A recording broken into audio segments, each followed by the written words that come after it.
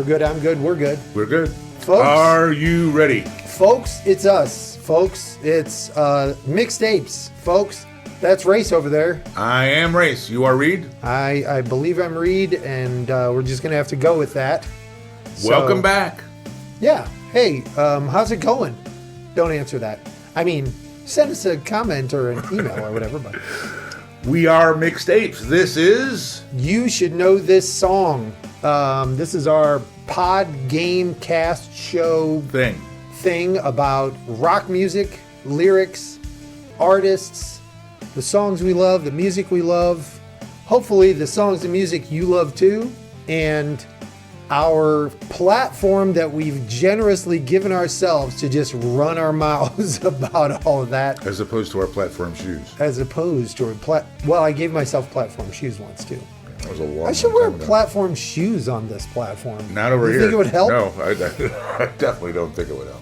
All right, so what are we doing? What are we doing today? Well, I think, or I should say, as I understand it, we're going to do a show.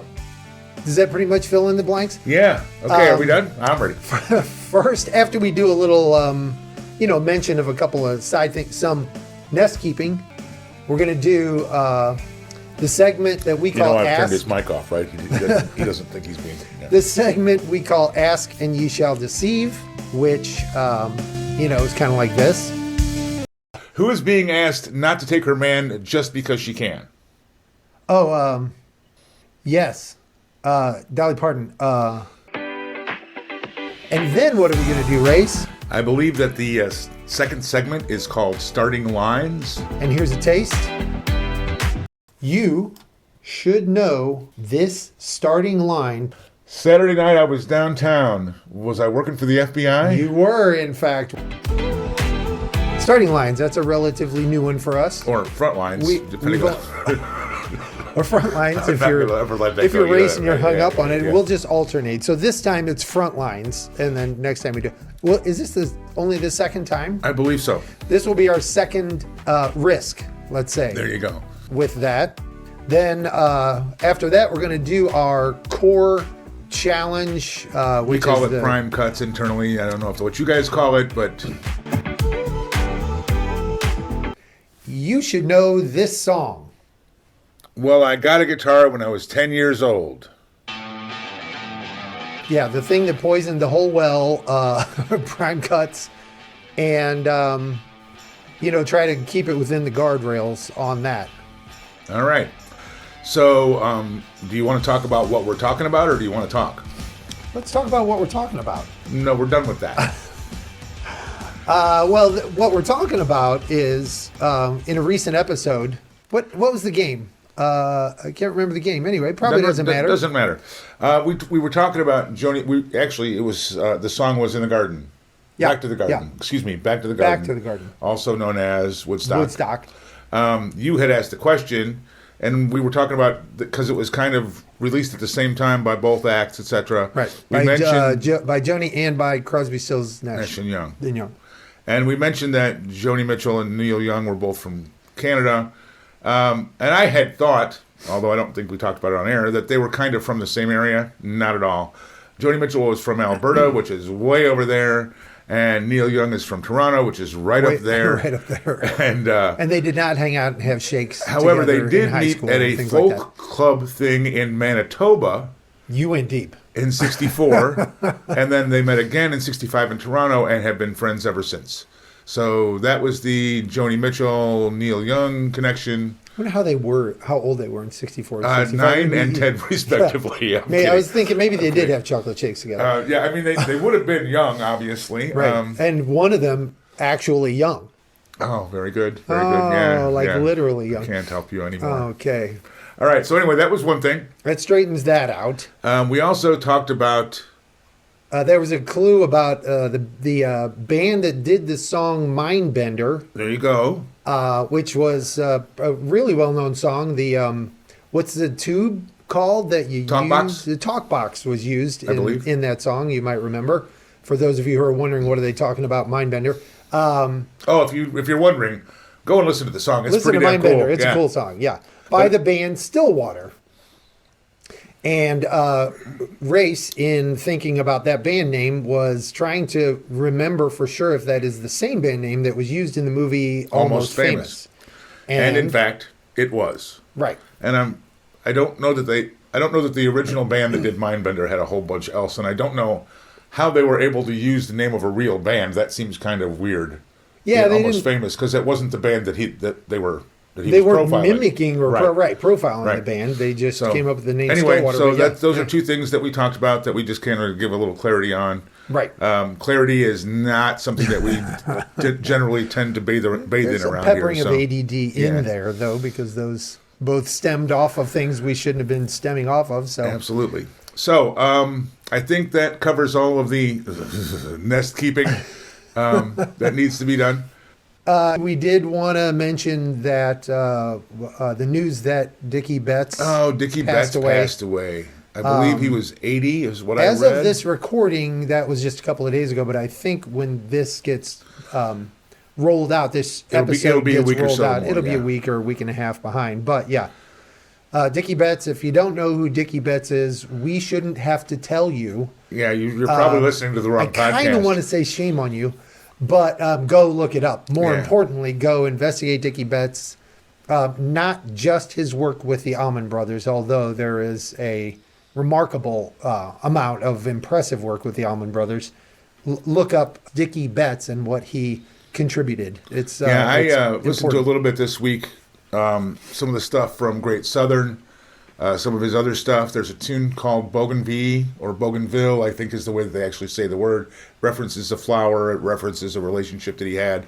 But the thing that struck me was, man, you always think of the Allman Brothers and how memorable Dwayne Allman's sound was. You know what I mean? Dwayne Allman's guitar tone. Right. Well, Dickie Betts, every bit as much. Oh my gosh! Identifiable, right? You can tell that it's him. Recognizable. You can tell that it's him playing the guitar. Yeah, it's his signature tone, just like Santana has a signature tone, just like dozens of other artists have a signature tone. Dickie Betts was one of those guys. A very, very skilled guitarist, very good guitarist, and very enjoyable. And the thing that I loved about both of those bands, but especially about, and I'm not as familiar with the other work that he did, but especially about the Allman Brothers, is.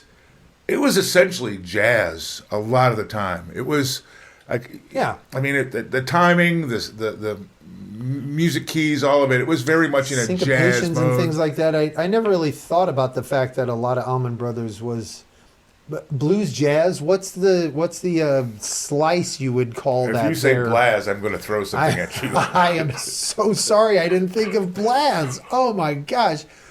Someone else has to have said that before, but I am going to keep that it's got a lot of it has a very jazzy feel. Yeah. Especially the instrumental stuff. It also occurs to me to challenge the listeners out there to find and report back if you can find it.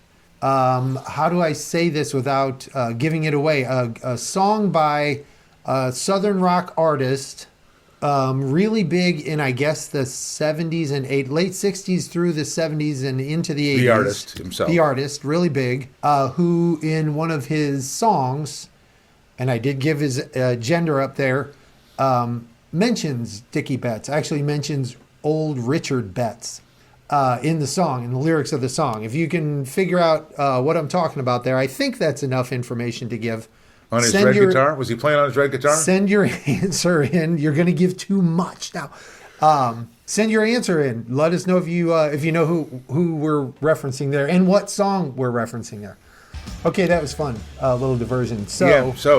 But we do need to move on into the episode. Yes. My job is to keep you on track. It's time for the crime. You don't even have the train time. So here we are, Mixedapes with You Should Know This Song in the Mixtape Studios from Rayce's Oasiz, bringing you our first game challenge of the show called Ask and Ye Shall Deceive. Yes. So you go first. There, I got past that part. Okay, so I don't. What am I doing? What day is it? All right. So again, this is a verbal challenge, right? Correct. Okay, so who is being asked and you may think I'm straying from our venue here, but I'm on the right track. Who is being asked not to take her man just because she can? Oh, yes. Dolly Parton. No, that's not the answer. Jolene. Yes. Yes, Jolene. Yes. From the song Jolene, written by Dolly Parton. Yes. Did Dolly Parton do any covers?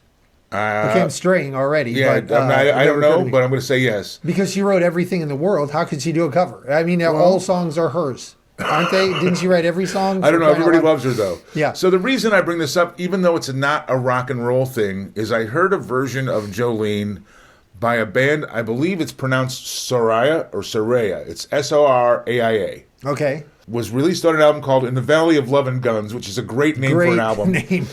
I don't know the band at all. I only had just heard the song this week. The album was released in 2013. They do a version of Jolene. Is it still countrified or is it a rock version? It's a definite rock and roll song. Yeah. The vocals at the very end might be considered a little over the top. Yeah. But the song, they really rock it. And it was like, I heard that and I'm like, man, it's cool. Funny because it's a good, if you're familiar with the song, I think you'll relate to this. It's a good song to do that with. I've heard 101 other country artists and country rock artists do a country version of Jolene. Yeah, but it's very much a rock and roll song. So again, the band Soraia, how do you look up on the web how to pronounce something? You know what I mean? Right, Especially something that's spelled like that. And if you look at the band is pretty badass looking, and their names are pretty. Like they've got four members, and they're all really cool names too. Do you have a circa when that was? 2013. I said 2013. Okay, 2013. Yeah, In the Valley of Love and Guns. Again, great name for an album. Yeah, go look that up. That sounds like fun. All right, what do you got there? Nice drop. Man, what should I know? Nice band name drop there. Okay, you should know the answer to this question. But if you ask for some, it's no surprise they're giving none of what. But if you ask for some, it's no surprise they're giving none of what. I'm going to say money because that's just the easy answer, but I have no idea what we're talking about. You don't? Really? I thought you would know. Money. Pink Floyd. Oh. But if you asked for some, there was a surprise. Yeah. Yeah, I knew the answer, but I didn't catch the reference. Right. I think that lyric is probably known to you. Exactly. Yes, I do know it.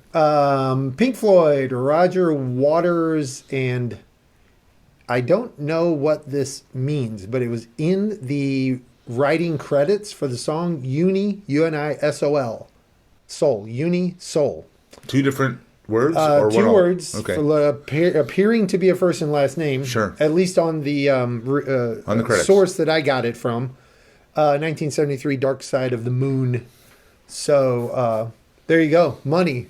And now it's you. I'm not going to spin off on money.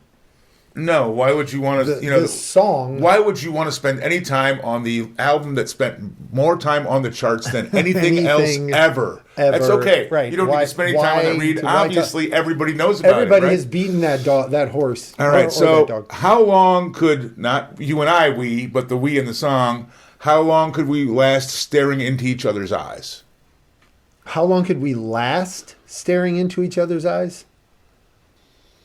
That is not bringing something to mind for me. Last. The word last is particular.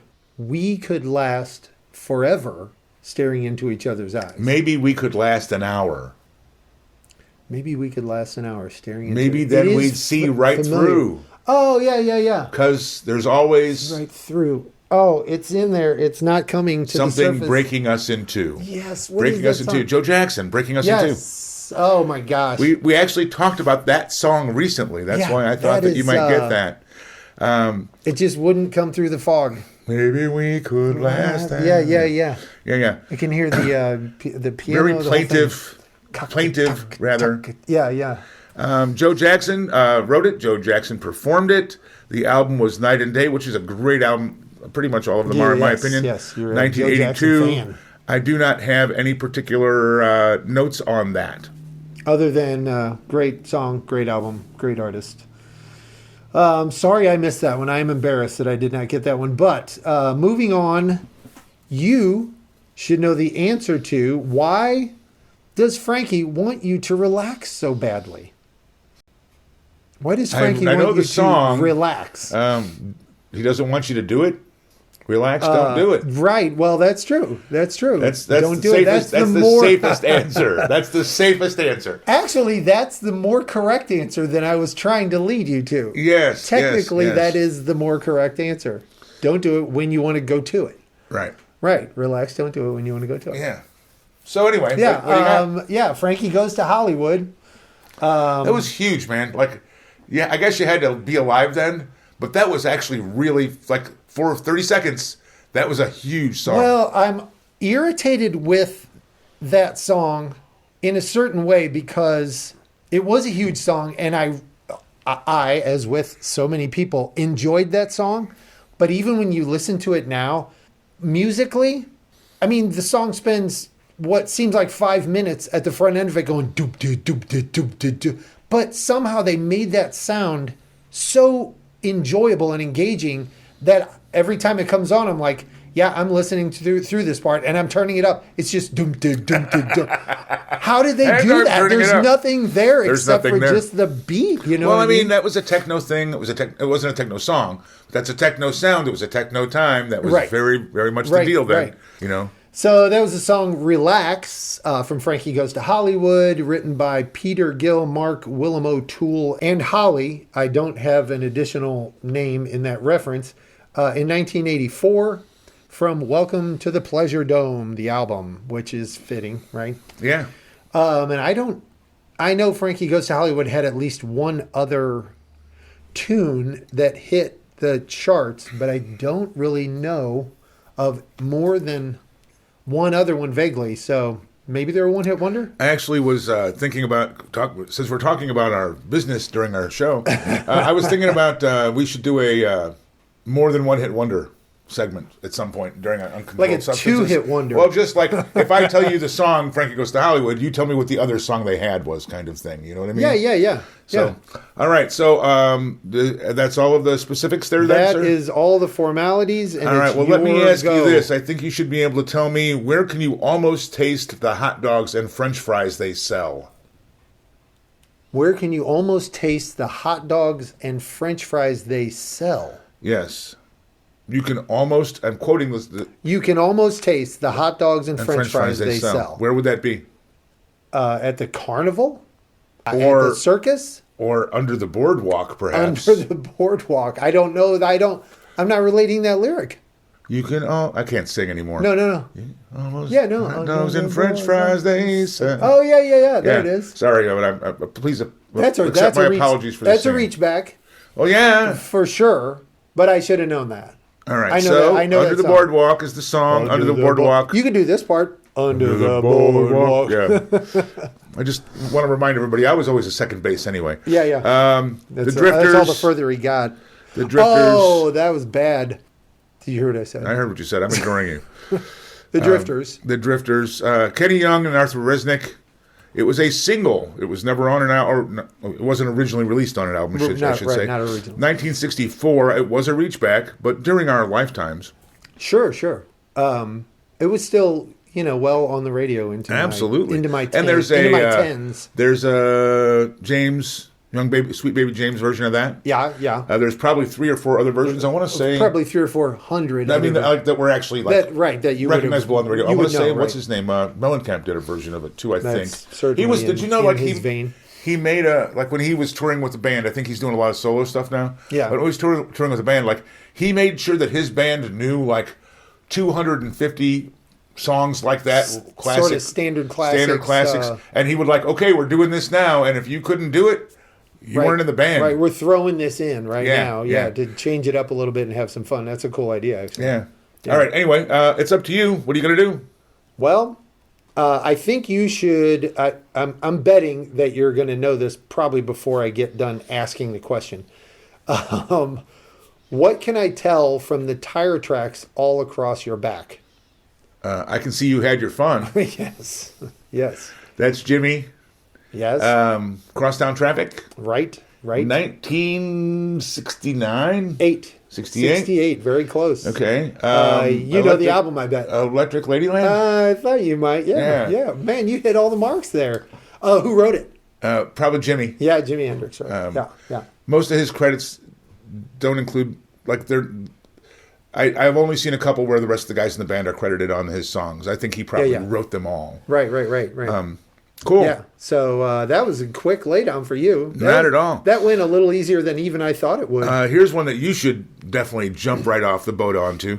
Who watched with glee while your kings and queens fought for 10 decades? Oh my gosh. And this is a song that you know very well. Watched with glee while your kings and queens fought for 10 decades. And there's more words that might have told you the song, but I'm not here to do that. Why am I striking out here? I got know. nothing. That's like a lyric that you know. Like his friends call him Lucifer. Oh, yeah. Sympathy for the Devil. Wait, where is that in the song? Just before they laid the tracks for the troubadours who got killed before they reached Bombay. I watch with glee. Kings and queens. Yeah. There it is. There you go. Yeah. Oh my gosh, that is. I did not think I would get you with that one. That's such a distinct, like every lyric in that song is so line distinct. was like, I actually searched, because I was singing the song through my head, right? I'm like, I'm going to use this one. And I actually like searched through the lyrics to find the line that you were most likely to miss. Yeah, but still, every lyric in that song is distinct. Like every lyric in that song is like identifiable. Yep. So, I just could not place Sympathy it. for the Devil. I bet if you had given me any other lyric from that song, another lyric from that song, I may not have gotten it. Really? Because of the phrasing. That lyric, the phrasing is like I was not hearing anything like that when I was trying to figure it out in my head. It's fascinating. Drove a tank with a general's rank. Yeah. I mean, 1968, Beggar's Banquet, Jagger Richards. No extra notes on that. Again, that song's been beaten to death by thousands of people. So yeah. Not that I'm not saying it's a bad thing. I'm not just that saying it doesn't merit it, but right. Yeah. Okay, so that would be Up to Me, right? Yeah. I think you got. It's Up to Me. I think you got another one here. Stone song again. Sorry, I reversed. It's Down to Me. I know it. I did a I little see what play on words. That was an attempt at humor. So I should say It's Down to Me. This is kind of a twofer, so open your mind, but it's a 2-in-1 kind of thing. Okay. So, where were the words of the prophets written, and in what two different songs? Okay, well, I know they were written on the subway walls. Yes. That one I knew you would get, and that's from... the two folk boys, Carmen and Seifunkel. Simon and Garfunkel, from Sounds of Silence, right? Sound of Silence, right? And then in concert halls. Oh, by nice! Rush. I was because they actually referenced the subway walls in that song. Yeah. By Rush from. I'm playing the song through my head trying to get to the name of the album. What's the name of the song? What's the name of the song? Yes. The name of the song is... Did you really lose it right there? I did. Spirit of Radio. I had it, and then I was like... It shot out sideways. I kept hearing subway walls. Or studio walls, actually. So, yeah, that is both Spirit of Radio by... Well, I should do them in order of appearance, shouldn't I? Yeah, you should. That is both Sound of Silence by Simon and Garfunkel. Who was that? Simon and Garfunkel? Garmin and Seifunkel. There we go, yeah. And... that was from 1964 for them. And of course, I shouldn't say of course, Paul Simon wrote that. It's not credited Paul Simon and Art Garfunkel. Okay. That was from Wednesday Morning 3 a.m. album. And then Rush, Spirit of Radio from 1980. And Alex and Neil and Geddy, all three wrote that. I would have said 83, by the way, and I would have been wrong. You would have been just slightly off, though. Oh. Just slightly. On the album Permanent Waves, one of many, many, many, many, many, many great Rush albums. Oh, one of all of the great Rush albums. Yeah. All right, I have one more, and then you have one more, and then we're going to end this segment, Yes. the sigmoid. I don't know where that came from. You're having a sigmoidian slip. Oh man, I keep asking him back. That's people. like Sigmund Freud smashed together sigmoid. Did you get why I came? I did, and your brain is broken, and we can't fix it. So who's going to race it to the ground and break the speed of sound? Oh, who's gonna? Specifically, who's gonna? Yeah, I mean, you can answer that any way you Well, want to. I'm gonna, of course. Yeah. I'm gonna. Is the answer, right? Technically the answer to the question. Right. She's a killer machine. She's got everything. Big fat tires. Big fat tires. So what's the song? But the name of the song is Eluding You. Deep. It's Deep Purple. Yes. And it's nobody's gonna take my car. Oh my gosh! I can't get to the. Oh my gosh! Highway Star. Yes. Okay, so I could not. I want you to know could not get to that the I had chorus. the exact same thing happen to me while I was putting this together. Exact same thing happened to me while I was putting this together. I was like, Star. I got the song. It's Killer Machine. It's got everything. Da, da, da, da. Yeah. And then it's like, okay, that's Burn. No, that's not Burn. Right. No. Woman from Tokyo. That's not Woman from Killer Tokyo. Machine. That's I mean, like literally, I had to like stop and step out of my own head and come back remember. And my brain also kept going Machine Head. That is the Machine album. Head. Yeah, I know that's the album, but I kept inserting that as a song. And that's written by the Mark IV lineup: Blackmore, Gillan, Glover, Lord, and Pace. And if you don't know what the Mark IV lineup is, you haven't been listening. That's right. 1972. Boy, I got to tell you, doggone it. that is that album, man. That and In Rock, like, yeah. I don't think there's a. I mean, Just there's nothing that's so not great. an absolute rocker on them. And that song, not entirely, but in large part, for me, I anticipate after the sort of lead-in instrumentally part, and I have to say that I've always thought it's a little cheesy. It's a little over the top, but I 100% love it, and I would not change a thing about it. The vocals sort of scream coming in, the falsetto scream leading into them starting to sing. I just, every time I hear the song start, I'm like, yeah, I have to hear that part again. I don't know why. And at the same time, I'm thinking, this is so great. I'm thinking, this is cheese. And I'm like, just turn it up and shut that Well, up. and the thing is, too, it's like if you actually listen to the solos, the guitar solo and the organ solo, which is not uncommon in Deep Purple, they almost mimic each other. Yeah. Note for note for a good chunk of the solo. Right.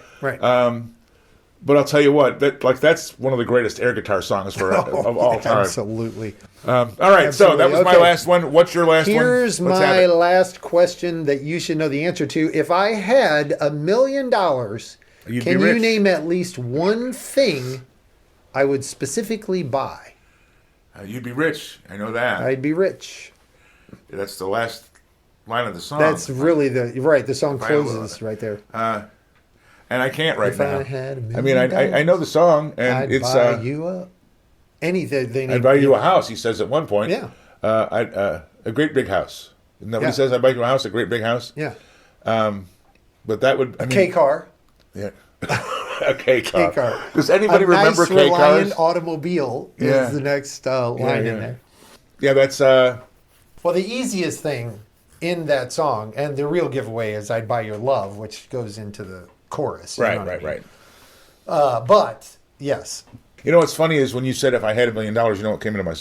I know that song, right? I mean, sure. Obviously it was a hit. What came into my head was if I had a rocket launcher by Bruce Cockburn. Bruce Cockburn. Yeah.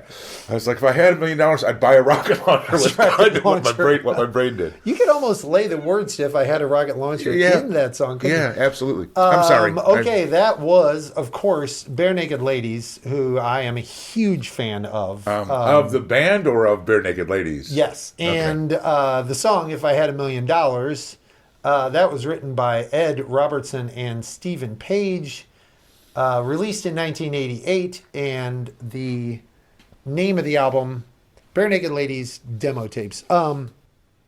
Doesn't seem like that should be the name of the album, but that's what was referenced. I did not have the album with If I Had $1 Million on it. I had several of their other albums. What year was that you said? 88. And we haven't really mentioned Barenaked Ladies much on the podcast. No, and they're a good band, and they're right up in the middle of what we do. They're in our thing. They're substantial, and they might be in your thing. Speak for yourself. Absolutely love them. So we gotta wrap them. They kind of got. I don't want to say kicked off. They got they're just played less and less. They've faded a little. They just came out with. This is worth mentioning. It's been 2 or 3 months, I guess. I want to say this is to give that some point of reference, it's April 2024. They came out with a new album, and I listened to several tracks on it. I mean, it is fantastic. Really? Like, there are some songs on there that I am completely baffled aren't all over the radio. Really? Didn't one of their guys go away for a while? I don't know that recently. hadn't heard about I thought one of their guys wasn't with the band for a while. I don't know. Okay. But regardless, check out the new album. Check out their old stuff. Check out Barenaked Ladies because you didn't happen to capture the name of the new album. I did not. Go look it up. Tell us what the name of the new album is. Tell us anything. Reach out. Do your work. Let us know we're alive. We're so lonely in here. For crying out loud. That's what apes do. They hop on the internet. It's just him here. And they hop on the internet and they go find this stuff out. Okay. That'd be the end of Ask and Ye Shall Deceive for this episode. And we are going to move on now to what? Starting lines. Starting lines or...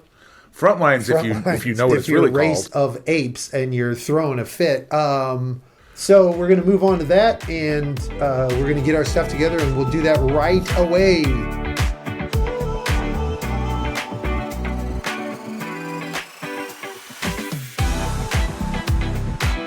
Okay, and we're back. We're back. Even though 3, 2, it didn't 1, seem like you were back. gone. We are back, and we're going to do starting lines, which is a challenge where, to be brief, we give the other person the very first line, just a few words, 4 or 5 words tops. Right, sort of as minimal as possible to get it across of a song, and they should know it because the name of the show is You Should Know This Song. Yes. And then we let them squirm and suffer, and we make fun of them when they can't think of the actual song name. At least we hope it goes that way, because isn't that where the fun really is, really? Mama? That's where the fun is. I'm walking past it. Yes, we know that's there. Okay, Springsteen reference, yes. You went first. Yes, so it's your turn. So I'm going to drop this, and you should know this song. Young teacher, the subject of schoolgirl fantasy. This is police. The words that I gave him were young teacher, the subject, right. This is the police. Don't stand so close to me. Correct. Gordon Sumner wrote this. Gordon Matthew Sumner. Get with it. Sorry. Who is? Sting. Of course. The Stingle. Der Stingle. Der Stingle. By the way, that's not mine. I stole that from one of the DJs on WXRT in Chicago. That's what he used to call Sting. Der Stingle. Yeah. I love it. By the way, which is, if you're not old enough to know, that's what they actually called Bing Crosby, was Der Bingle. Der Bingle. I'm not familiar with that. You're certainly old enough to know. I'm old enough to know it, but I don't remember that would have been 1978, maybe? 1980. Very close. You're doing really good with guessing the years. I'm not even trying. I need to get on with that. My son called me on that. My son was at the house this last week, and we talked a little bit about the podcast. And he's doesn't listen to all of it. He's listening to some of it. But he was like, yeah, you guys got to start, getting the dates right, man. And he referenced the stuff from Sublime, which he called us on before. Yeah, he brought me up in front of the room again on that one. And so I'm really trying to. Actually, what I'm trying to do is take 2 or 3 years off of everything at least, because I explained to him, like, when you're my age, man, like, it was 35 years ago. There's like a 10-year range it could have been in easy. Sure, yeah. So at any rate, I'm sorry, you were saying. Okay, so that 1980, you were very close. Zenyatta Mondatta, the album, and there's an interesting story about the how they came up with the album name Zenyatta Mondatta. I'm just going to say, you should go look up. It's interesting. I mean, it's really sort of, it's not a long, winding tale. So in other words, you couldn't tell it because it's way too short. Correct. And I'm just walking right past that. And also Outlandos D'Amore as well. They came up with these names sort of nonsensically. There was a reason for them getting those names. The story behind them is interesting. But so, I think that makes it you. So get with it and give me a clue. You should know this song. Oh my goodness. What should I know? What the lyric clue I should know that I have been given is heard of a van loaded with weapons. I didn't give you the loaded with weapons. Heard of a van is all I gave you. Heard of a van loaded with weapons. What do you got? Packed up and ready to go. Yeah, that's the Talking Heads, baby. And that is Life During Wartime. And that is from I'm going to go ahead and give it a try. here, although I really suck at this. We know. 86. 79. The album, perhaps? I was only 7 years off. That's statute of limitations, right? So, yeah. Yeah. I don't know. Fear of Music? Fear of Music, yes. David Music, Chris Franz, Jerry Harrison, Tina Weymouth, the whole band there. And what a great band. What a great song. What a great What album. a great band. Yeah. Let's hear it. Let's hear it for Talking Heads right All right, now. so it's your turn, pal. Hey, don't push me because I don't want I to be don't pushed. Okay. I might fall down. you, Rayce of Apes, should know this starting line to this song. Saturday night, I was downtown. Was I working for the FBI? You were, in fact, working for the so FBI. that's the Hollies, Yeah, Long Cool Woman. yeah. And every time we mention the Hollies, what do I have to say? I have to say the same thing every time. Long Cool Woman, He Ain't Heavy, Right, and Bus Stop. right. That's the same band for all three of those songs. So very across different, all completely different stuff. very varied. Very varied. Very varied. Very, Yes, very, very well, varied. very well done. Give me the specifics. That song was 1972. Okay, from I the would have been a year album- off on that. The album Distant Light. Alan Clark, Roger Frederick Cook, and Roger John Reginald Greenway wrote that. Roger John Reginald Greenway, he's, gathering all the names up. He's hoarding the names. That sounds like somebody. It actually sounds like a place. The Roger John Reginald Greenway. That song has still got one of the coolest lead-in guitar parts. And that changeover from the jangly strum to the jank Yeah. is really just Cool stuff. still good. I mean, it yep, just yep. still grabs me every time. And that's a long time ago. I mean, 1971, obviously. That's a long time ago. Right. A lot of music under the bridge since then, and it still sounds good. Yeah, it's a great song. All right, so can you tell me what this starting line is? I am supposed to know I used to travel. Okay. I don't know. I used to travel in the shadows. Yes, I know this song. You say that often. I know, and then they're sitting back there in the fog, and they don't come out. I used to travel in the shadows. But I'm not going to get it. I never found the nerve to try and walk up to you. Used to travel in the shadows, but Smithereens. Girl Like You. Girl Like You. Yes. Pat Denizio. Correctamundo. God rest in peace. That's from the album 11, released in 1994. 89. Just take 5 years off everything there, Everything you're Reed. thinking. And by the way, just as a reference to no one at all, that's one of my absolute favorite songs. One of my absolute favorite songs. I'm Yeah. a big Smithereens fan. I love you are a that big song. Smithereens That's fan. one that you crank all the way to 12 when it comes I on. agree. Every time. I agree. Every It's a time. very cool song. And you clued me to a Smithereens song that I was really like. Since we've been doing this, one of the top 4 or 5 songs that I was really irritated with myself for not guessing. And now I can't think of it, for crying out loud, for all this blathering. Might have been Blues Before and After. Maybe so. I can't remember the lyric clue. Anyway, the rhythm, the melody of the song, as soon as I got it, the melody of the song was just stuck in my head. And I was like, oh my gosh, you love that. Love that song. I love that song. Why didn't I know? What? Right. And I mean, I beat myself up over that for days.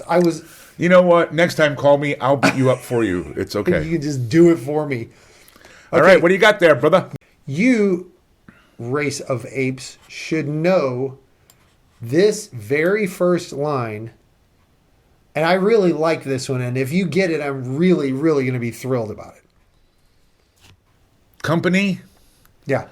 Always on the run? Yeah. That's Badco. That is so great. One word. It's a one-word clue. I want to do that. I want to do a I can segment name of this this tune in one note. where yeah. it's one word, the first word, because there are many songs that I guarantee you know it by the first word of the lyric. But I mean, a lot of it's delivery too, don't you think? Well, that's what I was worried about with this. It's just the word company. So if I didn't say company, you know what I mean? Is it really going to click with you? I think because both of us are super familiar with that song, either of us probably would have guessed that. Yeah. But but it was still risky. I mean, it's one word. I would love to do that whole stripped down thing. So that was that's Bad Company, and the song is Bad Company, of course. Simon Kirke and Paul Rodgers wrote it. Go ahead and give me your on the mark guess for what year it was. 1972. 3. Okay. You're really, really, bad today. Well there. The band name. Can you tell me the band name? I'm sorry. What's the album name? Bad Company. It's the band name. Yeah, the song, the band name, Bad the Company, album. Bad Company, Bad Company. Enough with that. Okay, you throw something at me. So this one is really, really cool. Even if you don't get it, I got a bunch of cool information on this one. Okay. And what I love to do is just kind of, run You my have, mouth. you have. So you should know this starting line. See these eyes so green. I do know that line. Yes, you do. These eyes so green. Give me the next line. Or whatever we're doing here. I can stare for 1,000 years. Yeah, I know it, but it's not. I'm just blanking today. Wow, man. Blanking today. That would be Cat People by David Bowie. No. Yes. And the thing is, now there's two versions of this, right? There's the version that came out with the movie, and then there was the version that was released a few years, maybe a year or two later, on the Serious Moonlight tour, Let's Dance. The Let's Dance album, correct. Right. First off, the song is called Cat People, and in parens, Putting Out Fire. Okay. It was released on the movie soundtrack and on Let's Dance. It was written by David Bowie and Giorgio Moroder. Okay? Okay, yeah. Do you know that name? Yeah, I do. Okay. The original release of the soundtrack was 82. Bowie released it in 83. So Giorgio Moroder, and my son clued me to this. My youngest son clued me to this. I came to know him from Random Access Memories by Daft Punk. Oh, yeah. Okay? I know where I know where this is going. He's the father, what they call him, the father of disco. Yeah. Okay? Bowie apparently didn't like the movie version of the sound. Okay. Bowie wrote the lyrics and Moroder wrote the music originally. He didn't like the way it sounded. He didn't like the music. He didn't like what it did with the words, how it worked with the words. Okay.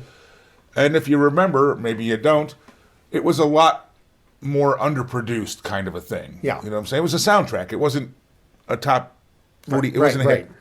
So at any rate, Bowie went and wanted to redo the album. He had a new producer after, I think he had just changed labels perhaps. He had a new producer. He wanted to do it. But I wanted to touch a little bit on Giorgio Moroder. And I may be mispronouncing his last name. Moroder. He was hugely successful. And I'm just going to list off some creds here, okay? A producer called the Father of Disco. Soundtracks he was involved in writing or wrote. Cat People, Midnight Express, which was an Oscar and Golden Globe winner for Best. American Gigolo, Superman 3, Never Ending Story. Okay. That was him, right? He produced a bunch of Donna Summer, a couple of Sparks albums. Bonnie Tyler. He created songs for Bowie, Kylie Minogue, Melissa Manchester, Blondie, and a bunch more. What a Feeling, Flashdance, and Take My Breath Away, Top Gun, both won Best Original Song Oscars and Golden Globes for a movie.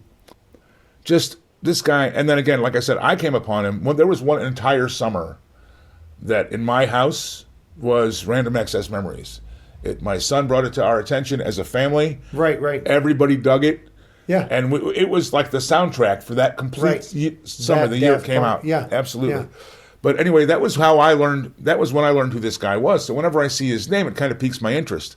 Yeah. I didn't realize. And it just keeps going deeper every time you look into it. I didn't realize until I looked at this today is how absolutely much shit he was involved in, and shit that's and how far back, and shit that's top of the mountain. I mean, winning award after award and working with all these great artists, and I mean, Donna Summer, whether you like that music or not, when she was on the radio, she was on the radio, man. She had 7 hits at the same time. Yeah, she was all over. And he was all of it. He produced all of it. Right. So anyway, that's amazing. That makes me want to investigate further because the Daft Punk background thread. Some months ago, I was reading about I was surprised to find, and I can't remember how or why I stumbled across it, a thread linking Daft Punk to a band I absolutely love called Phoenix, who is still probably considered more of like a college alt rock band, you know what I mean? Mm-hmm. And then that thread led to some other things that went even further into kind of the college territory, and I was just, completely fascinated with that, all, tying together and reading a little bit about how that come together. So I would like to read, since he's connected to the Daft Punk thing, whether he has something to do with, Phoenix and some of that if I'm not stuff. mistaken, and I could easily be wrong about this, but I seem to remember that the Daft Punk Random Access Memories project was kind of done as a tribute to him. He was involved in it, but they were doing it like saying, man, all the stuff that we listened to and this guy did or was connected to. So. He was a huge influence. Yeah. Okay. All right, so I'm going to ask you, what have you got for me? Well, you should know the starting line to this song. Crack that whip. That would be Devo. How do you not know the starting line to that song? Whip It. Whip It is the name of the song. I had to That's put right. the lyrics through my head. Give the pass the slip. Yes. What a great and weird song, right? The story of Devo is actually a pretty interesting story, too. The band? The band. Who those guys were, how they started making music, why they started making music, and the whole thing. It's a good read. Is it? Yeah. I'll have to check that out. I really don't know that. I mean, you'd think I would from... Yeah. They're IT nerds from the early days who just started sort of screwing around with the concept of using some of their technology to do dumb songs. And they weren't kind of serious at all. Like it's kind of the B-52s-ish story. Like, oops, we're rock stars. Yeah. You know what I mean? Cool. What happened? Okay, Devo, 1980, Freedom of Choice is the album. The song is Whip It, and Gerald Casale and Mark Mothersbaugh wrote that and did the deal with it. So I won't go any further into Devo other than to say, if you were a Devo resistor or have thought, less of Devo, they did make techno rock. I mean, they did make techno music, and a lot of it, was boppy and not like hard rock or mainline rock by any means. But for some reason, those guys came up with a lot of very hooky riffs, guitar riffs, piano riffs. I mean, there's some very enjoyable sounds and music there, and a few of their songs have really interesting lyrics. So, yeah, I won't go any further into it, but maybe give Devo a second listen because there's some cool stuff you're missing out on. Second listen because you're missing? Is that what you just did? Yes, I did. All right. Is that the first line to the next thing you're going to quiz me with? Okay, what do you got? What should I know? All right, so this is it's not a reach back in time, but it's a reach back into the catalog, and you may not be very comfortable with this, but you're gonna get it. Okay, so you should know it. I'm supposed to know. Doing all right, a little jiving. Doing all right, a little jiving. Oh, yeah. I was given an additional clue before I had the chance to spend too much of your precious time trying to figure it out. So the full clue I'm given now is doing all right, a little jiving on a Saturday night, which is Driver's Seat. Ooh. And the band name is, I know this band name, Jenny Was Sweet. The name of the song is Driver's Seat, and isn't it doing all right? A little driving on a Saturday night. It's not because the song Driver's Seat. The song's about dancing. But I never looked up the lyrics. But I always thought because the chorus Driver's Seat. Oh, I know the name of this band too, and I cannot bring it to mind. Did they have? They're a They're pretty much a one. This is a As one-hit far as I wonder. know, their band broke up. I know after this album, it's Sniff and the Tears. Sniff and the Tears. That's right. A great band name. Too bad they broke up with that band name. Okay, I'm going to take another shot. That was an '80s song, wasn't it? Sure. You're asking me to tell you. It was an let's see. 80s song. I'm asking you to tell me how far off I am if I guess 85. 1978. Jeez, oh, Pete, I could have swore that was in the 80s. Well, that explains a lot of things about my mentality with, concept of time. Just, we're on time. Everything's fine. Okay, what are any other details about that? Well, it's Sniffing the Tears. Driver's Seat. The album was called Fickle Heart. 1978 was the year. Written by Paul Roberts. Guitarist Mick Dyche, D-Y-C-H-E. I'm assuming it's pronounced Dyche.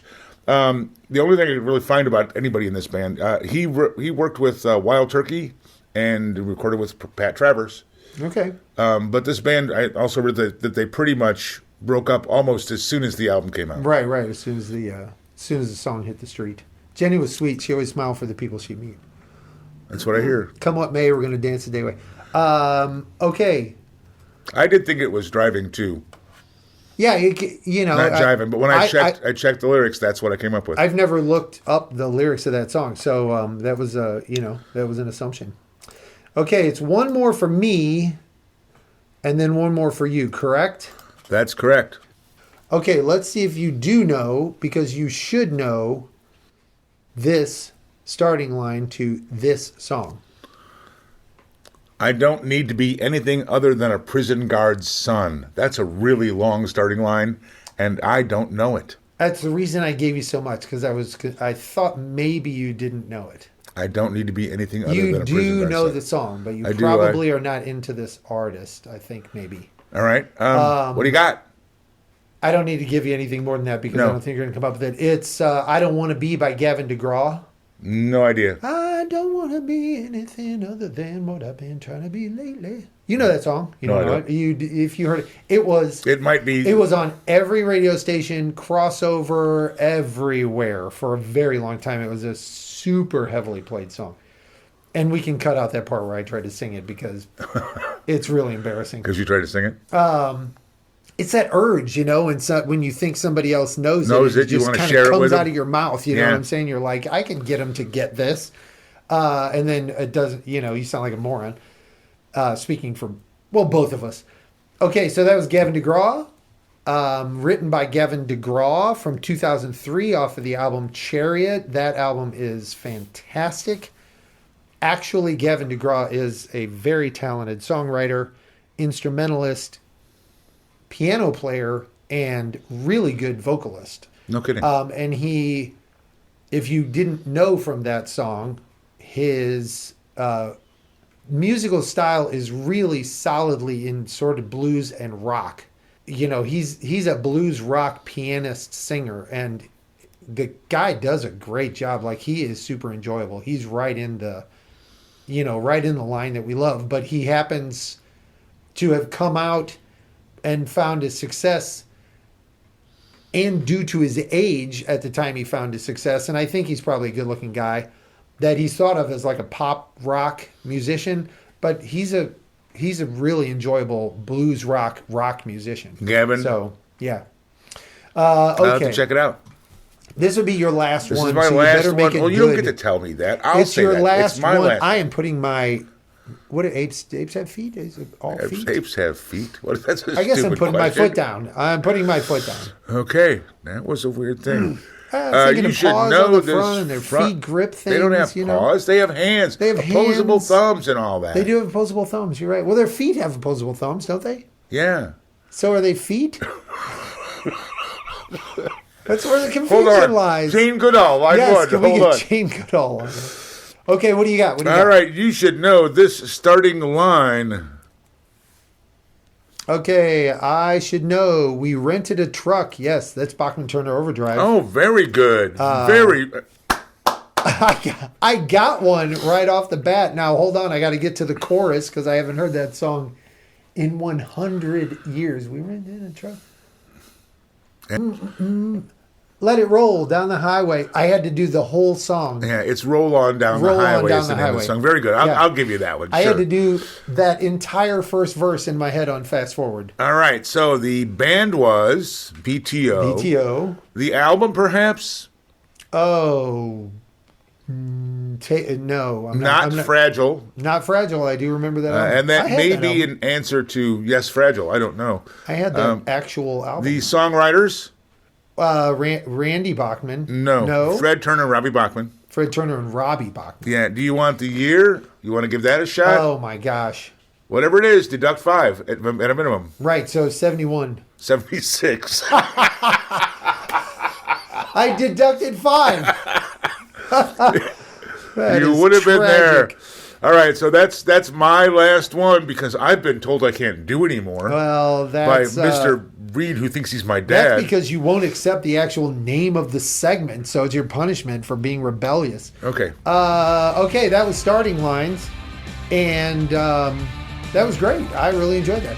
I'm glad you had a good time. I mean, it's all about you, right? I blew it through 4 of the 5 clues I was given, and I still had a great time. I totally enjoyed it. Our next segment is our Prime Cut segment, and we're going to be right back with that. That's right.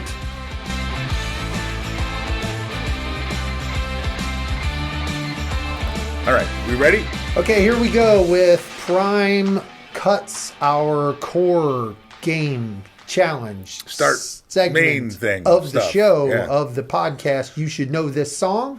This is a visually delivered, digitally delivered clue. Yes, text delivered. There you go. Clue, right? We have 2. You get 2 clues, and if you don't know by then, screw you. You can get up to 2 clues with each turn. All right, and I believe it is my turn to start. I think that's accurate. So I'm going to make one little comment before I start. Little comment. You're going to make a little comment. This should have been our very first song ever that we did in this podcast. This should have been our very first ever challenge clue given. Think the Buggles. In this podcast. Being the very first thing on MTV. Okay. This clue. And I should know this song. You should absolutely know this song. I should know this tune has nothing bright about it. Nothing? Yeah, either I mistook those lyrics for something else and never looked them up to correct myself, or I don't know if I'm going to get this one. Give me another one. This tune ain't good or bad, and come ever what may. Should I really know this song? Like, really know this song? This song. Wow. I am drawing a 100% blank. Hold on. I'm going to give you a moment on this one. Yeah, this tune has nothing bright about it. This tune ain't good or bad, and come ever what may. The come ever what may part is striking me. All of the lyrics to this tune reference something specific in another event. Every single lyric.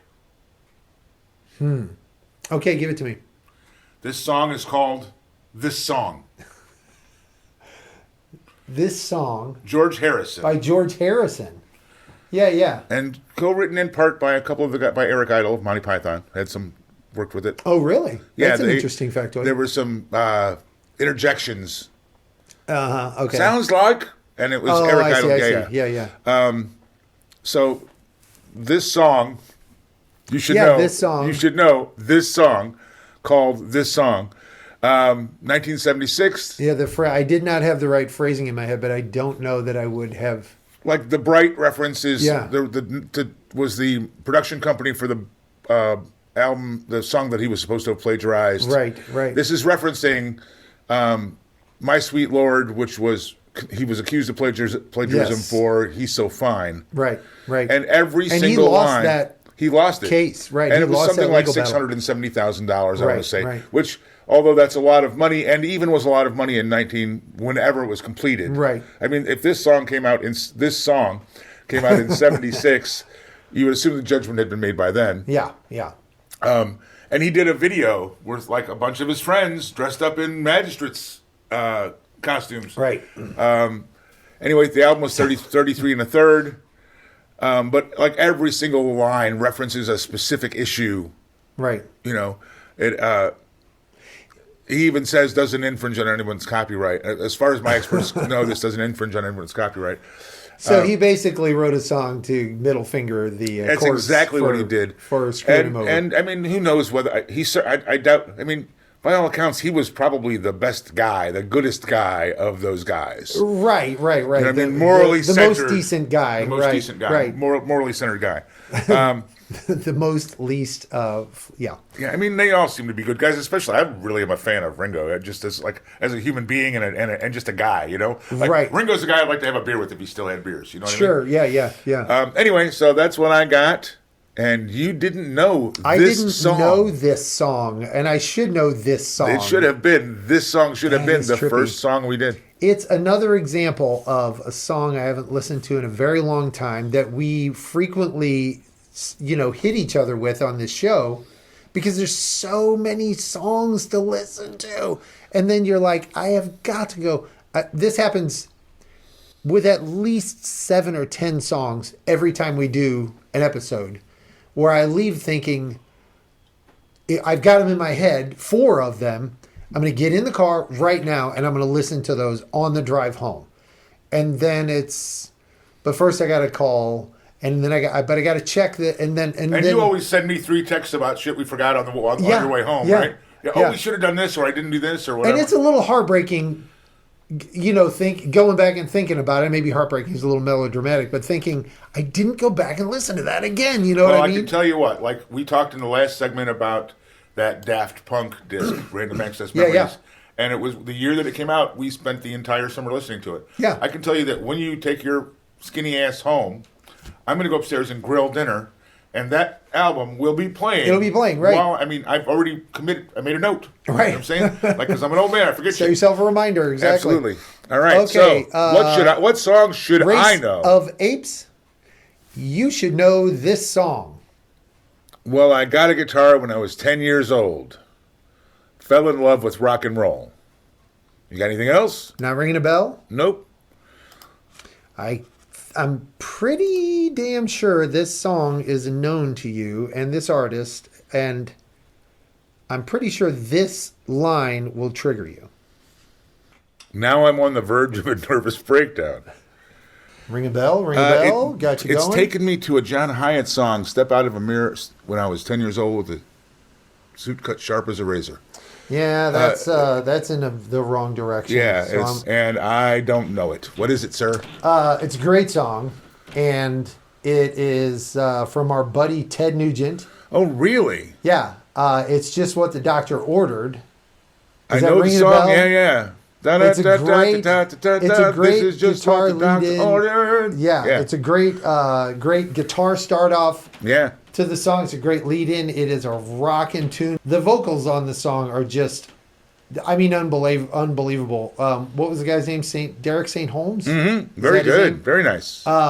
He is, at that time, to me, on a few, like 3 in a row Ted Nugent albums, he was the premier rock singer there was, to me. Yeah. Like, his voice was rock and roll lead singer. Can you imagine being Ted Nugent? And I don't think I'm saying anything out of school when I say Ted Nugent has an ego. Okay? Yeah. But can you imagine, everybody knows that. Can you imagine being Ted Nugent and having 2 other guitarists in your band full time? Right. That's just amazing to me that it even happened, right? Right. Why do you need that? Yeah. Right. And he didn't need it. How did you let that happen? Yeah, that's more how did you let it happen, yeah. Question. Cool. So you want to give me the particulars on this? So that was Just What the Doctor Ordered. I can't emphasize enough because I think that song, and there are a handful of Ted Nugent songs from the time that I think still hold up. I'm ready for a nervous breakdown. Oh my gosh. Now I can hear it now. It is a great, just driving rock song and a really well done one. And I think that it probably holds up super well. So if you get the chance, I'm gonna make a note right now to go get in your car, be driving down the road, or get somewhere where you can turn it up a little bit and turn that song on. And if it doesn't change your mood for the day, you're dead. I'll kiss your dead uncle. I don't know. So it's Ted Nugent from the album Ted Nugent, written by Ted Nugent. Should I say that anymore? From got a year? Are you 1975? Damn, you are on fire! Is that right? 1975. Very right good, on the very head. good, man. Yeah. Okay, well, moving on. Reed of Apes, you should know this song. I'm really nervous right now. And by the way, it's more pop than rock. You gave this to me last week. I gave it to you I did give this to you last week. Oh, no, you gave it to me I in a gave it to you in a text text clue, and you didn't get it. Backing and up. I'm using that you're... Oh, yeah, that's right. You gave it to me in a text And you clue, didn't get it, text and I clue. trust that you didn't look it up. And yes, I did not look it up. You asked me if I didn't guess that, not to look it up, and I held true. I did not look it up. So I still... I haven't read the Looking clue. at it right now, got on board. I did. Got on board a westbound 747. Yep. Does he say 747 or does he say 747? He says 747. Okay. Okay, and the next... I don't know. That's not ringing a bell now. next line. Just as it didn't previously. So next is didn't think before deciding what to do. Right. Okay? And it's still nothing for you. Still not ringing a bell. And you said it's more of a pop? It was definitely a pop song. It wasn't a rock song.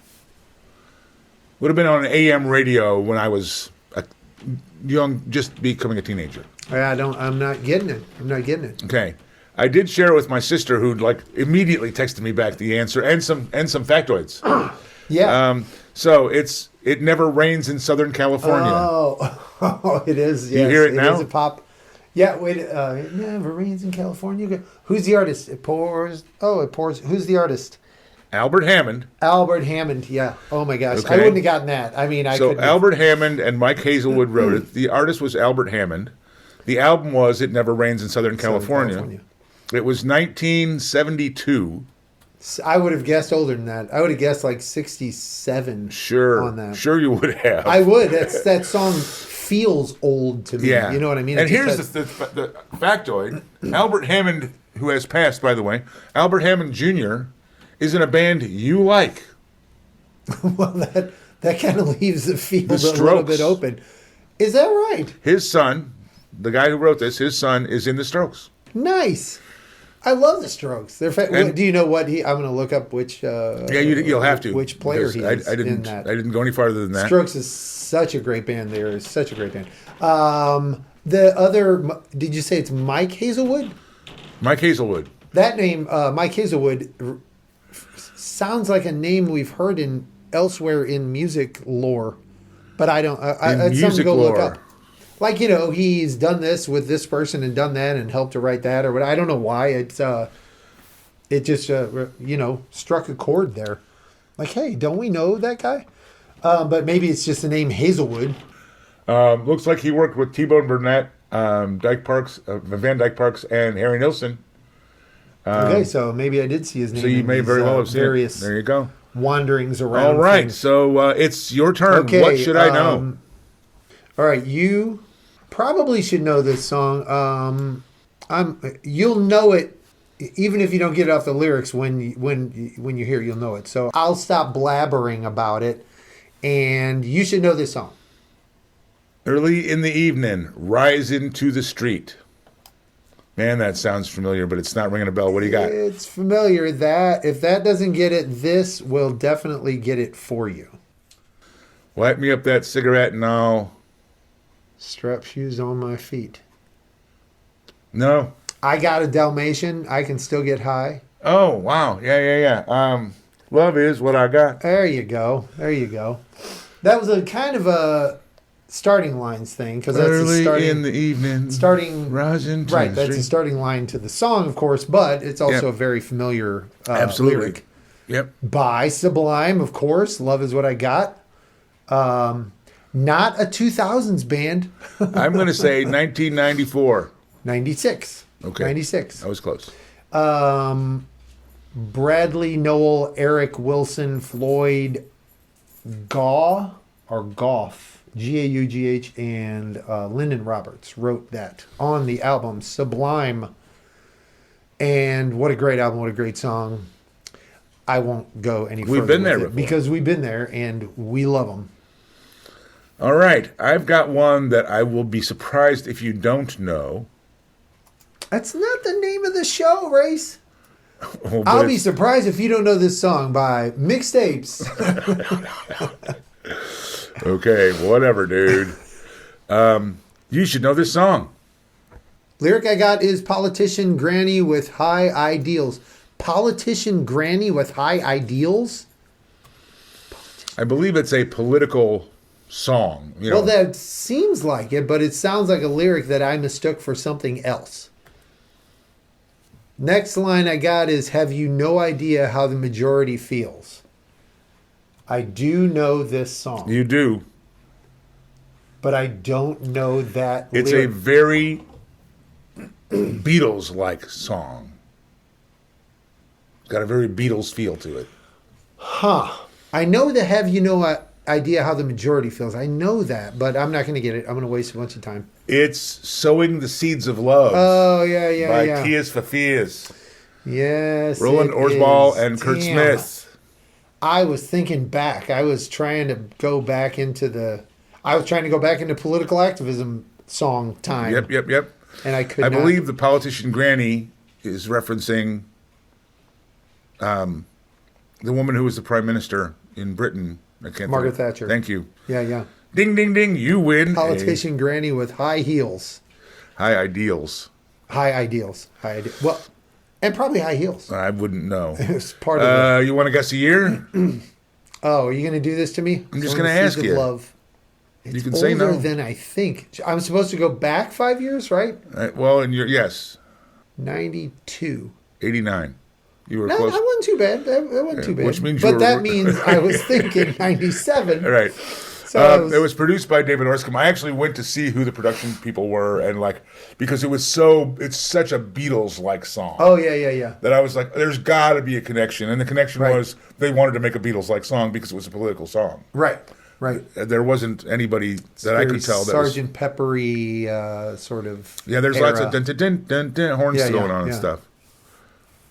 All right. What do you got for me, Chief? I'm distracted myself thinking of something from a Beatles song that I won't bother everybody with my drifting off into. Okay, I'm just gonna say, I think I want to switch it up.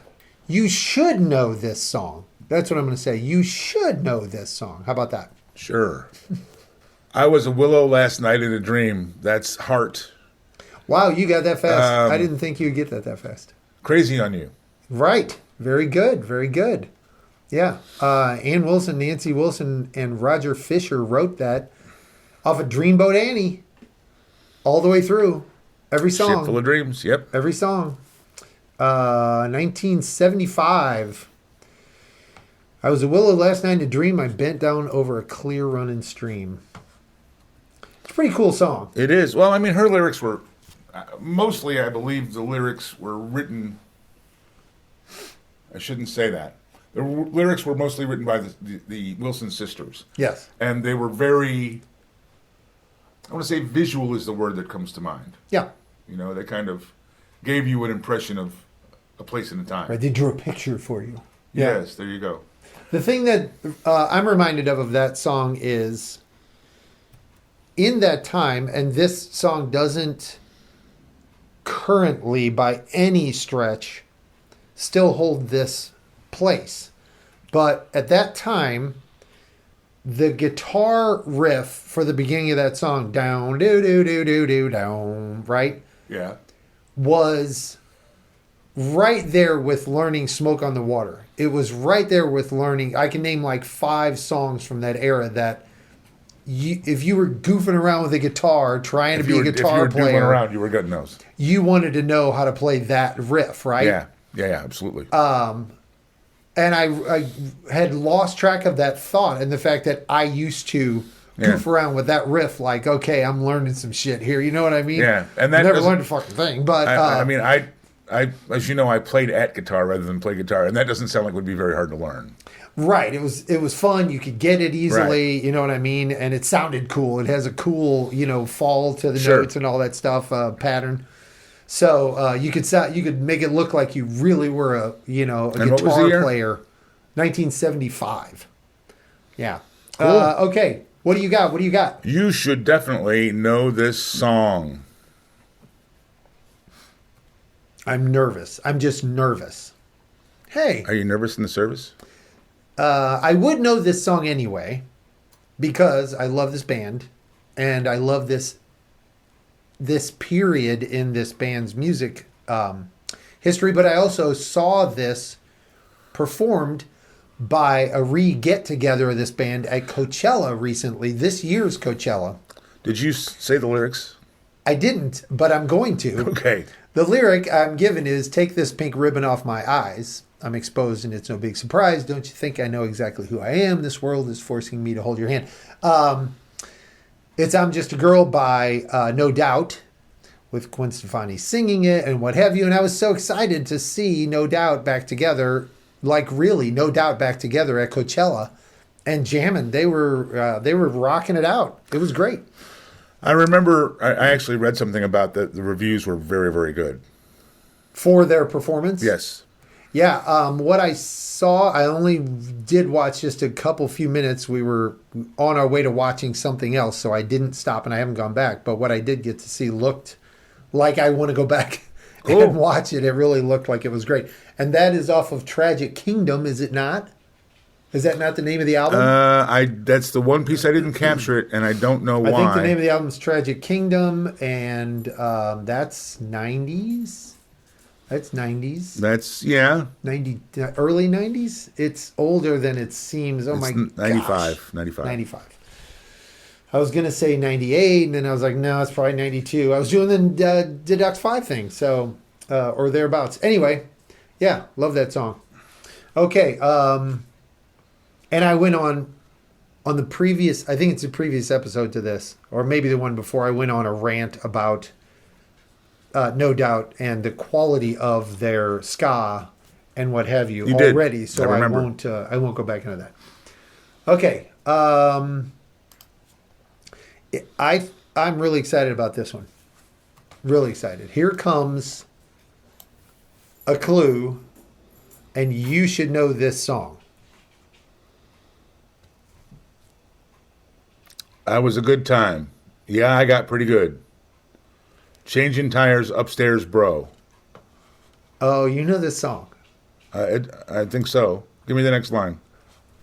The next line is also kind of several lines because the song is choppy like that. So. I shot off my mouth and you showed me what that hole was for. I shot my mouth off. I want to say Pretenders. Yeah. Why did I say that? I should just let you guess. Go on. Are you hearing it? Yeah. I can't think of the name of the song. It's it has a name that is not really associated with no. Not associated with the words. It's Tattooed Love Boys. Okay, there you go. It's a really sort of dark, driving, actually sort of bondage and discipline-y song. You know what I mean?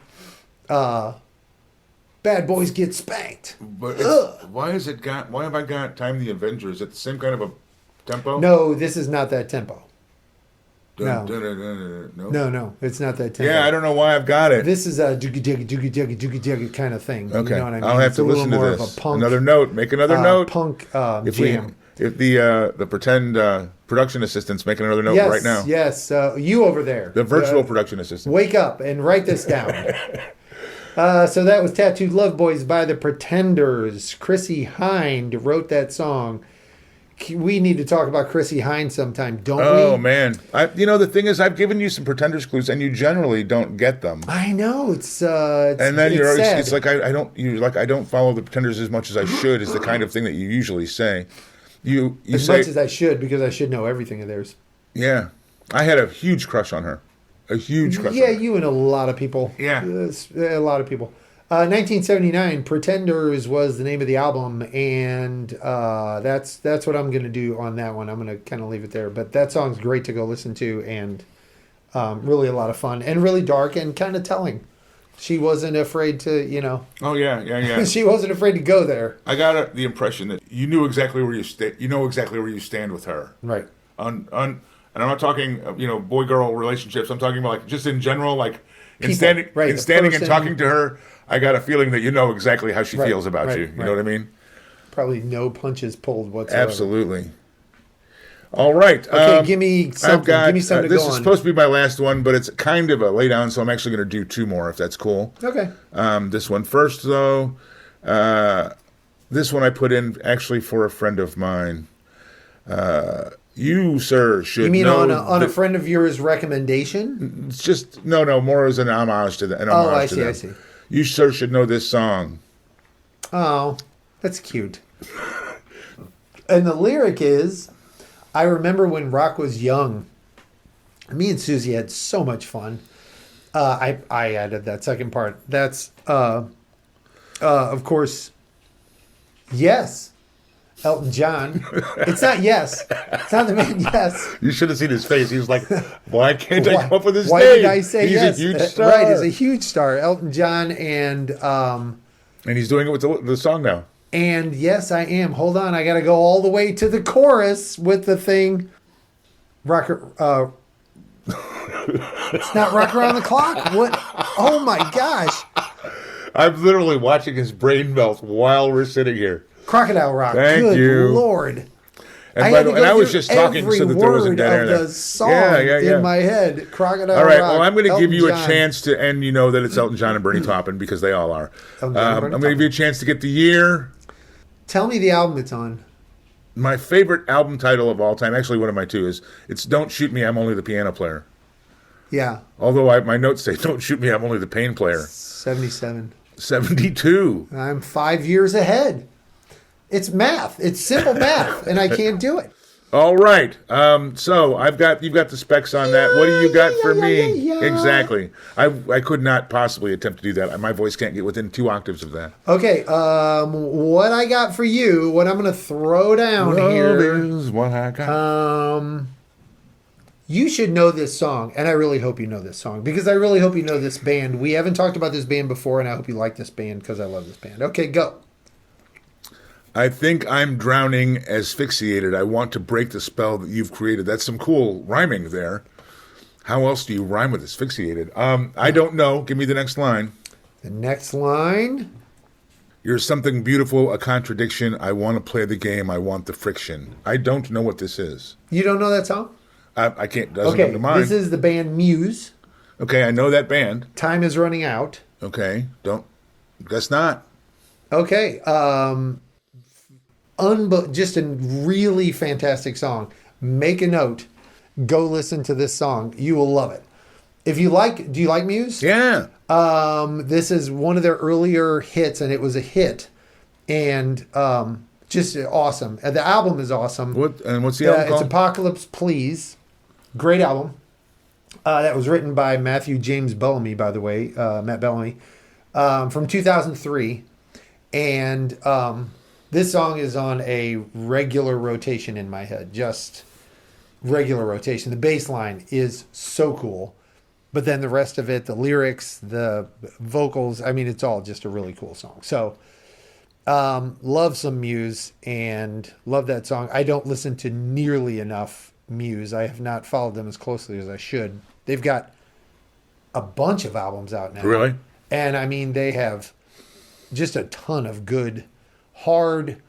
I mean, if you're familiar with them at all, they're a cool take on hard rock, alternative with a little sort of techno in there. Yeah. And they get a little experimental and whatever, but they're a great band. Just a really enjoyable band. So anyway, props to Muse. Shout out to Muse, whatever. All right. Well, this is my last one. We need to wrap this segment up pretty soon. Here goes. You, sir, should know this song. I'm excited about this. Okay, what I got is I don't like Jesus freaks. I don't like circus geeks. I thought you might like those lyrics. I like the lyrics. I can't place the lyrics. I don't like summer and spring. I don't like anything. And by the way, the lyrics pretty much speak for the mentality of the band. The lyrics speak for the mentality of the band. I don't like summer and spring. I don't like anything. No. Okay. Got nothing. It's I'm Against It by the Ramones. Oh, yeah. Yeah. The songwriter is the Ramones. The Ramones. Name them. 1987, and again, I seem to have not captured the album. I should definitely be, I should know that song. You should know that song. I don't know that song, but I should know that song. That's a shame right there. I feel bad. Yeah, I'm not finding the lyric, what album it was on. This must be the same thing. There was some reason that I didn't catch it when I went through it the first time. Okay, listeners out there, those of you out there, tell us what album is that on? What album is that Ramones song? It shouldn't be that hard to find. I'm Against It. The Ramones. Chime in and correct us and help us out. We need the help. Okay, so do I get one more, or is that it? By the way, it's on Road to Ruin. There you go. Road to Ruin. Okay. I don't know how I missed that. I'm an idiot, apparently. Well, we already knew that much. Now you can comment about how Rayce just stupid. Cut you off at the pass when you were just Googling it. Right, which is what I did, of course. It is certainly your turn for your last call. My turn. Here, sir. Last call. For alcohol. Yeah, we could have some fun with that for a minute. You better know this song. No kidding. Boom. I'm ready to fight. I've been looking for my baby all night. Yeah. The version that I think you were playing here is it's Pat Travers. Correct. Boom Boom, Out Go the Lights. Yes. But this is actually Don't Tell Me, one of the blues greats. I can see his face. Very blues I great. can see his face. And I'm not going to pull it out of my ass right now. What is it? It's John Lee Hooker. John Lee Hooker. Originally. Yes. Yeah. The version that probably most people are familiar with is Pat Travers, of course. Right. A live version. The Pat Travers live. That's right. Yeah. That's right. And that's really the version that actually I don't know if that's on a studio. Glenn Thrall would have been the other guitarist. Yeah. A really great performance. It's a really great live album. And what's funny is Pat Travers, you see Pat Travers, the picture is the curly hair and the big red Les Paul in his hands. Glenn Thrall was the main guitarist in that band. Pat Travers was not the primary guitarist. Yeah, it was a Pat Travers band. Yeah. But, I'm not saying solo artist. I'm not saying he's not a great guitarist. I don't know, but all I can tell you is that when that band was popular, right? I remember very distinctly. I keep saying Glenn Thrall. Is that right? Part of the Hughes Thrall band. It might have been Pat Thrall. I'll have to check that out. But anyway, I remember the other guitarist. Check it up. I remember the other guitarist being the primary guitarist. Yeah. So anyway, that whole album, you're right, was really a great live album. Great live album. Really great live album. Smoking Whiskey and Drinking Cocaine. Smoking Whiskey and Drinking Cocaine was on there. 1976. Really? And I'd have put that 5 years later. I would have. Yeah. Absolutely. So Pat Travers was the name of the album also, Pat Travers Band Live. John Lee Hooker wrote that song or whatever. Released that song in 1961. See, and I would have taken that 5 years earlier. Yeah. So props to John Lee Hooker also, because go listen to anything John Lee Hooker has done. Absolutely. And it's, great. And if you're not familiar, seriously, if you're not familiar, he's like B.B. King, Albert Collins, John Lee Hooker, Muddy Waters. He's right there in that whole pantheon. He's one of the pantheon's a good word. He should be enshrined along with them. Okay, that was my last one. All right, so that's the end of Prime Cuts. Prime Cuts, it's also the end of the episode. Oh man! Sorry. Your wife called. She said you forgot your medication. Hey, was that fun? I mean, was that a good time for you guys? Did we do a good job? Are we okay? Can you give us some praise? Give us some feedback here. Let us know. Okay, calm down. Let us know if we're on track. I'm really looking for some. Okay. He's looking for a hug, guys. He really is looking for a hug. Validation. Right, so I need my validation. We are MixedApez. We are here to provide you with our stupid commentary. Yes. On the rock and roll and other pop type of music we know and love. With an emphasis on the lyrics and an emphasis on ADD. We do want to say again that we would love to be playing these songs for you. Unfortunately, as we spout them. Yeah, it's a copyright thing. It's not worth the risk. Right. Neither one of us can afford to lose our homes. Part of that is, we feel like, not to go into this for any real length of time, we feel a little mixed. Like, it seems like it would be, justifiable to play a few seconds of any of these songs, right, to get the message across. And also, like, it's probably beneficial to the artist. We're triggering people potentially to go pursue their music. But they don't care about that. But they don't care about that. They don't want us to play it. The reason for copyright law is so that they get their props for their work. Yep. So we got to give a little respect to that too. So yes, we would love to be playing it for you, but we can't. Right. So that being said, we want to thank you for being with us. Yes, we want to invite you to follow and like and share and comment. Hop on the website. Hop on the website. Yes, all of that. What's the website? YouShouldKnowThisSong.com. Or MixedApez.com. That's right. Should we spell that correctly? Look it up, folks. And let us know what podcast platforms you listen on. If we're not on there, we will get on there so that you can. And again, if you find us being wrong, which is most likely, it's certainly probable. Heard 5 or 6 things. Yes, please share with us if you think that we sound stupid, if you think that you like Reed's nasal delivery. Any of those things, you're tired of listening to me say at any rate.